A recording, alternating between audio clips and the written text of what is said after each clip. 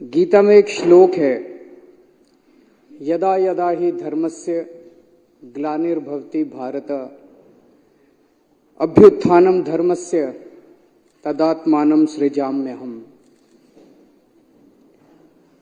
इस श्लोक का मतलब है भगवान श्री कृष्ण अर्जुन कोई नहीं कह रहे, अर्जुन के जरिए पूरी सृष्टि को कहने की कोशिश कर रहे हैं कि जब जब पृथ्वी के ऊपर धर्म को कुचला जाएगा और जब जब अधर्म बहुत ज्यादा हो जाएगा तब तब मैं उत्पन्न होऊंगा, तब तब मैं अवतार लूंगा। एक तरह से भगवान ने मानव जाति को एक बहुत बड़ा भरोसा दिया है। कई ऐसे मौके आते हैं मानव इतिहास में जब अधर्म बहुत ज्यादा हो जाता है, बहुत ज्यादा हो जाता है और लोगों को लगने लगता है कि सच्चाई से कुछ नहीं होगा, ईमानदारी से कुछ नहीं होगा, अधर्म करने से ही होगा। चारों तरफ अधर्म का बोलबाला हो जाता है, आदमी, अच्छे लोग उम्मीद खो बैठते हैं। ऐसे मौकों के लिए भगवान ने इस मानव जाति को ये भरोसा दिया है कि अगर ऐसा मौका आएगा तब तब मैं मानव जाति के कल्याण के लिए और मानव जाति को उस परिस्थिति से निकालने के लिए मैं अवतार लूंगा या उत्पन्न होऊंगा। ये बहुत बड़ा भरोसा है भगवान का मानव जाति को। आज हमारे देश के अंदर जो घटित हो रहा है ये कुछ उसी तरह की परिस्थिति है। चारों तरफ अधर्म का बोलबाला है, चारों तरफ इतना अधर्म हो गया है, इतना अधर्म हो गया है, चारों तरफ इतना अधर्म का बोलबाला है कि लोगों को लगने लगा है, आपस में चर्चा करने लगे हैं कि यार अब ईमानदारी से कोई फायदा नहीं है, अब सच्चाई से कोई फायदा नहीं है, सच्चाई के रास्ते पे चलने से कोई फायदा नहीं है। और लोग देख रहे हैं इतने बड़े बड़े षड्यंत्र चल रहे हैं, इतने बड़े बड़े कुकर्म चल रहे हैं, बड़े से बड़े स्तर के ऊपर चल रहे हैं। जो लोग कुकर्म कर रहे हैं लोग देख रहे हैं उनकी तो तरक्की हो रही है, जो लोग अधर्म कर रहे हैं लोग देख रहे हैं उनकी तो तरक्की हो रही है। देश में 75 साल के बाद इस देश के गरीब बच्चों को अच्छी शिक्षा और अच्छे भविष्य की उम्मीद देने वाला मनीष सिसोदिया आज जेल के अंदर है, धर्म जेल के अंदर है। और हमारे देश की बेटियों को, मां बहनों को छेड़ने वाला ब्रजभूषण सिंह सत्ता भोग रहा है, सत्ता का सुख भोग रहा है। आज इस देश के अंदर मोहल्ला क्लिनिक बनाने वाला, गरीबों को दवाइयां दिलवाने वाला सतेंद्र जैन जेल के अंदर है। और चुन चुन के इस देश के सबसे बड़े कुकर्मी, सबसे भ्रष्टाचारी हेमंत बिश्व शर्मा, शुभेंदु अधिकारी, मुकुल रॉय, नारायण राणे, भावना गावली, अशोक चौहान, यशवंत यादव, यामिनी यादव, छगन भुजबल, अजीत पवार, प्रफुल्ल पटेल, गोपाल कांडा, पता नहीं इतनी लंबी लिस्ट है। चुन चुन के इस देश के सबसे कुकर्मी और सबसे भ्रष्ट लोगों को अपनी पार्टी में शामिल करा के वो सत्ता का सुख भोग रहे हैं। ईमानदार लोग जेल के अंदर हैं। आज इतना ज्यादा अधर्म हो गया है, चारों तरफ इतना अधर्म का बोलबाला हो गया है, खुलेआम एमएलए को खरीदा जा रहा है। हमारे एमएलए को 25-25 करोड़ रुपए ऑफर किए गए। एमएलए को खरीद के खुलेआम सरकारें गिराई जा रही हैं। कर्नाटक में एमएलए खरीदे गए, गोवा में एमएलए खरीदे गए, महाराष्ट्र में एमएलए खरीदे गए, मध्य प्रदेश में एमएलए खरीदे गए, नॉर्थ ईस्ट के अंदर एमएलए खरीदे गए, उत्तराखंड में एमएलए, खुलेआम एमएलए खरीदे जा रहे हैं। करोड़ों करोड़ों रुपए के काले धन से एमएलए खरीदे जा रहे हैं, सरकारें खुलेआम गिराई जा रही हैं। लोगों का विश्वास खत्म होता जा रहा है धर्म से। चारों तरफ इतना धर्म का बोलबाला हो गया है। और ये जो चंडीगढ़ में हुआ, चंडीगढ़ के अंदर इनके अधिकारी ने वोट में गड़बड़ करके भारी बहुमत से जीतने वाले व्यक्ति को हरा दिया और हारने वाले व्यक्ति को जिता दिया। पाकिस्तान में भी तो यही हुआ।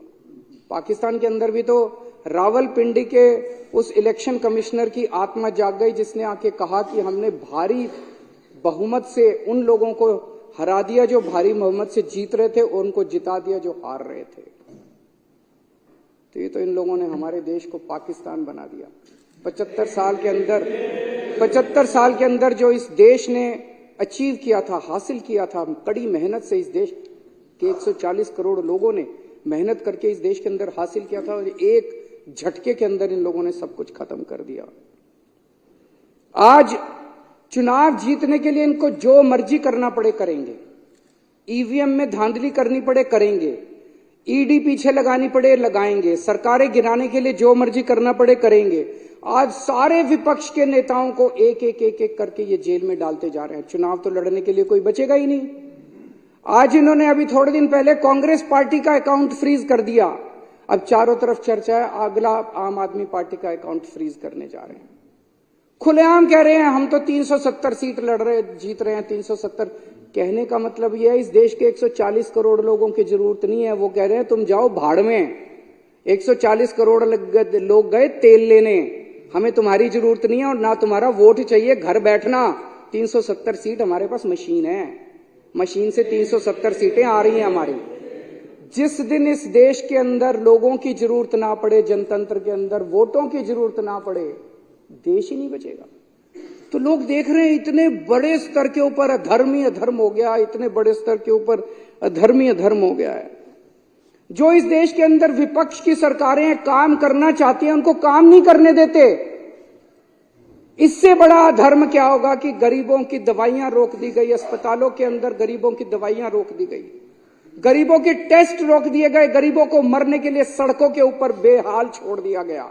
इससे बड़ा अधर्म क्या होगा कि मोहल्ला क्लिनिक के अंदर जहां गरीब जाके अपना इलाज कराता है वहां की बिजली रोक दी गई, वहां के डॉक्टरों की तनख्वाह रोक दी गई, वहां पे काम करने वाले नर्सों और कंपाउंडरों की तनख्वाह रोक दी गई, वहां के टेस्ट रोक दिए गए।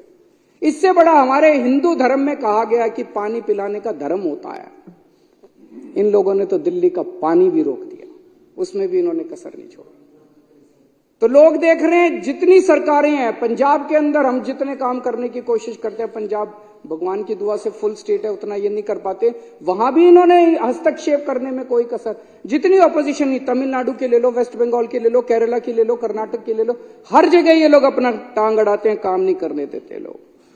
आज हमारे किसान दिल्ली आना चाह रहे हैं, बताओ क्या कसूर है जी? दिल्ली तो कोई भी आ सकता है, दिल्ली तो देश की राजधानी है, उनके पास कोई हथियार नहीं है, कुछ नहीं, आने दो दिल्ली में। हमने भी तो रामलीला मैदान में आंदोलन किया था, रामलीला मैदान दे दो, बैठ जाएंगे बेचारे। अपना अधिकार, अपनी आवाज उठाने का तो सबको अधिकार है आर्टिकल 19 के अंदर संविधान के। किसानों को नहीं आने देते, ना उनकी फसलों का दाम। वो क्या मांग रहे हैं? वो कह रहे हैं कि हम जो फसल पैदा करते हैं हमें अपनी फसलों का पूरा दाम मिलना चाहिए। बिल्कुल मिलना चाहिए, फसलों का दाम भी नहीं देंगे, प्रोटेस्ट भी नहीं करने देंगे। आज इस देश का युवा बेरोजगार है, उसको नौकरी देने के इनके पास कुछ नहीं है, दर दर की ठोकरें खा रहा है। व्यापारी बुरे हाल है, महिलाएं, उनका घर का खर्चा नहीं चल रहा, महंगाई इन लोगों ने इतनी ज्यादा कर दी। और एक गरीब दिल्ली के अंदर हम देख रहे हैं कि झुग्गियां एक के बाद एक झुग्गियां तोड़ी जा रही है। तो खुलेआम इतना अधर्म हो गया, खुलेआम इतना चारों तरफ इतना ज्यादा अधर्म हो गया कि अब भगवान ने तय किया कि मुझे अवतार लेना पड़ेगा।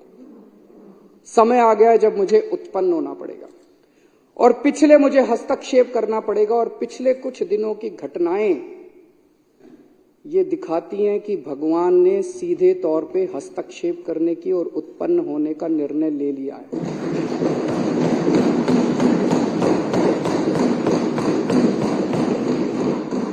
30 जनवरी को चंडीगढ़ में मेयर का चुनाव हुआ।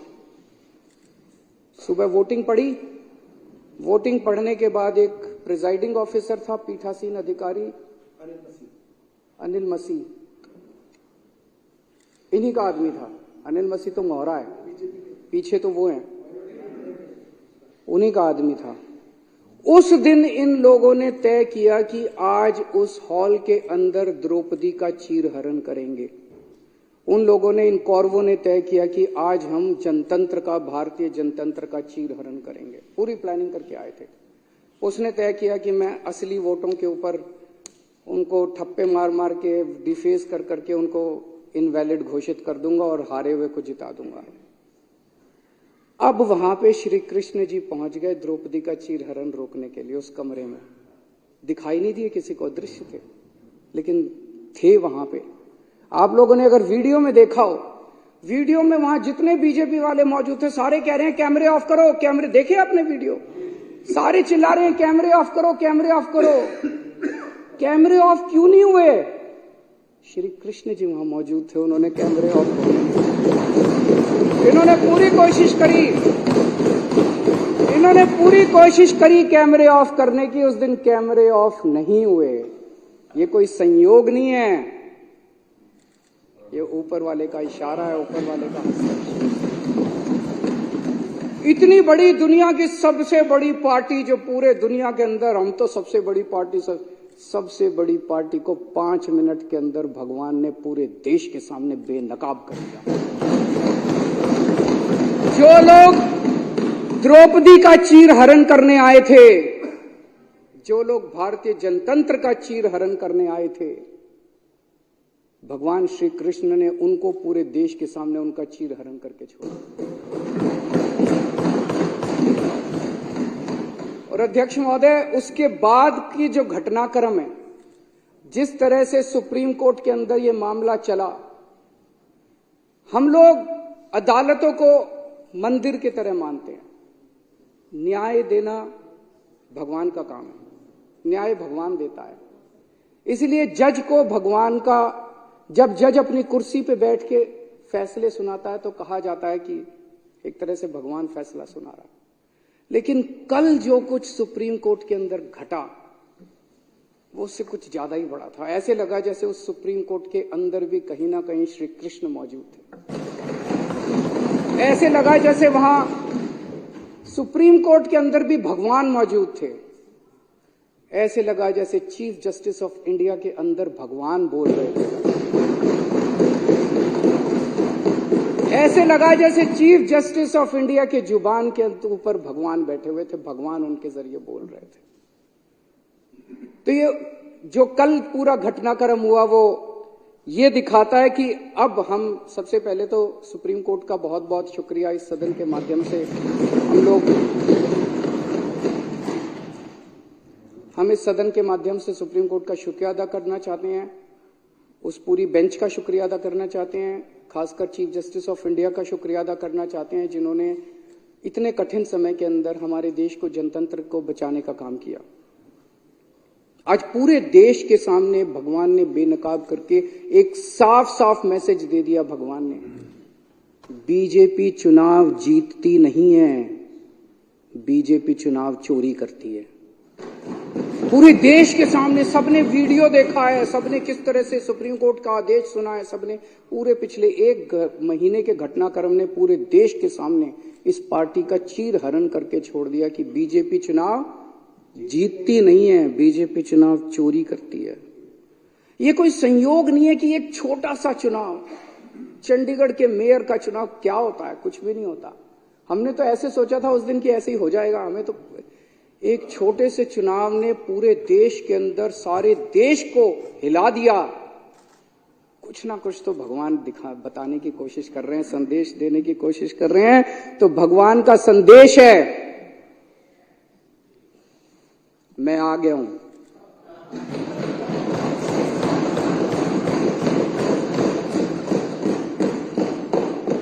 बीजेपी पाप कर रही है, बीजेपी अधर्म कर रही है, अब ये नहीं चलेगा।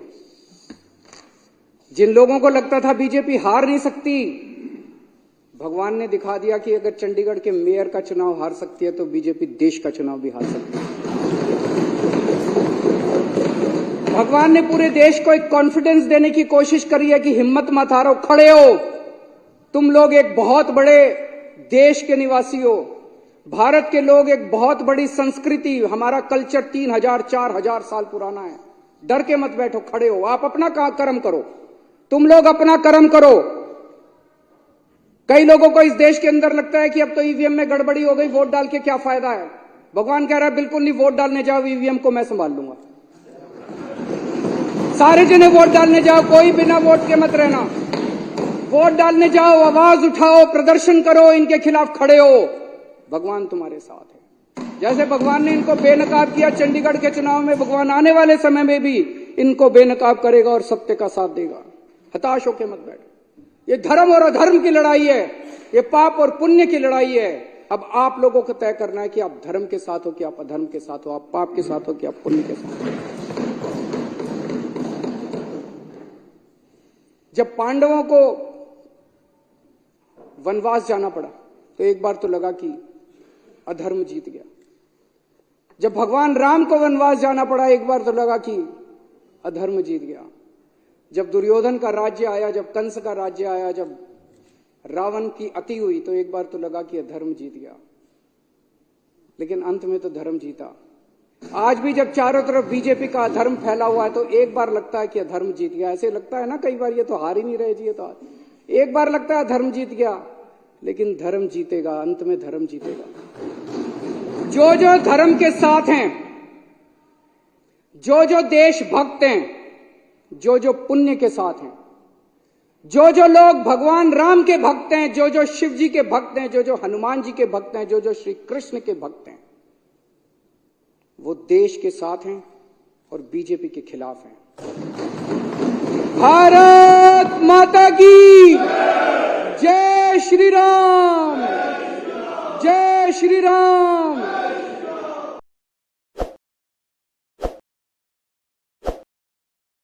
ताज़ा खबरों के लिए विजिट करें द फैक्ट इंडिया की वेबसाइट और डाउनलोड करें द फैक्ट इंडिया ऐप।